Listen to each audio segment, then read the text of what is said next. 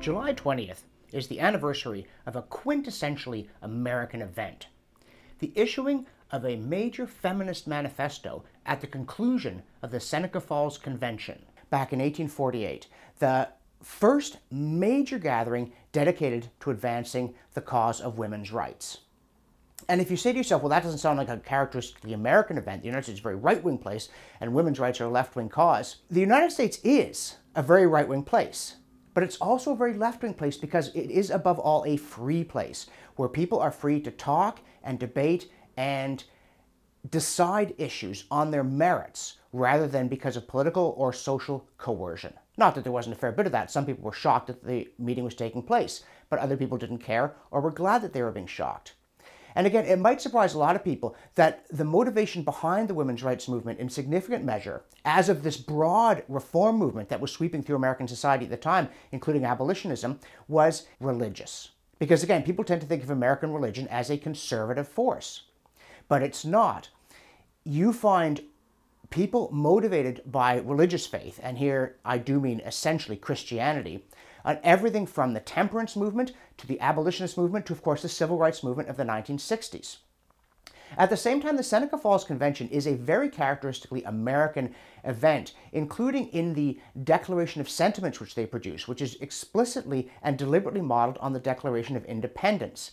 And it starts out by saying, when in the course of human events it becomes necessary for one portion of the family of man to assume among the people of the earth a position different from that which they have hitherto occupied, but one to which the laws of nature and of nature's God entitle them, a decent respect for the opinions of mankind requires that they should declare the causes that impel them to such a course. That, of course, is a very deliberate echo of the opening of the Declaration of Independence. Now, the Seneca Falls Convention, of course, did not immediately result in the coming of women's rights in the United States. Women did not get the vote until the immediate post-World War I period federally. So it's kind of a long wait. But when you think about classic feminists, and maybe if you think about these things at all, you think about the British, like the Pankhursts and so on, they come later. It really does first get launched in the United States. And although it is not immediately successful, it never again goes away. And it never again goes away because of the large role that women took in all kinds of reform movements from temperance to abolitionism. And it also raises an issue that has not been settled to this day with respect to women's rights. The Seneca Falls Declaration essentially demands political rights for women. And it also has a bit of that, the patriarchy has oppressed us from time immemorial tone, which is very familiar to you perhaps from modern feminism. But in between, there is a wave, what they call first wave feminism, though that's not really where I think an appropriate name, because here's the first wave. Though there have always been women saying, hey, what's the deal here? But the so-called first wave feminism of the late 19th century demanded political rights for women and a more prominent social position because they said women were different. Because they said women were nicer than men. It's like a sign I saw during one of the Gulf Wars. Some protester had a sign saying, George Bush, Saddam Hussein, go to your rooms.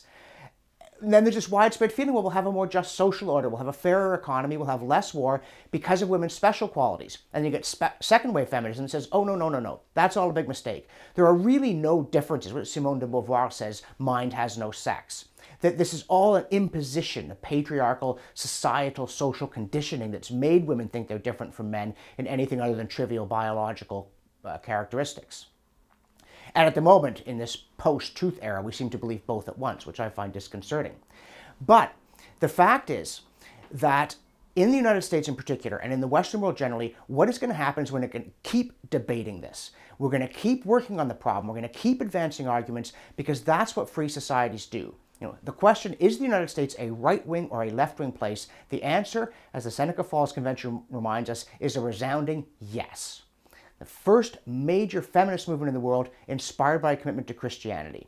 And that echoes on down through the ages, because under freedom, we are free to think and speak, to agitate, to make all kinds of arguments, take all kinds of positions in a relentless, exhausting, disturbing, never-ending search for the truth. So the Seneca Falls Convention, it's a major step forward for women's rights, but it's also a major vindication of the open society and of its ways of doing things. If you're enjoying these commentaries, please visit my website, that's johnrobinson.ca, make a contribution to help sustain my work, and of course continue watching The Rebel and subscribing to The Rebel for the news and commentary you won't get anywhere else.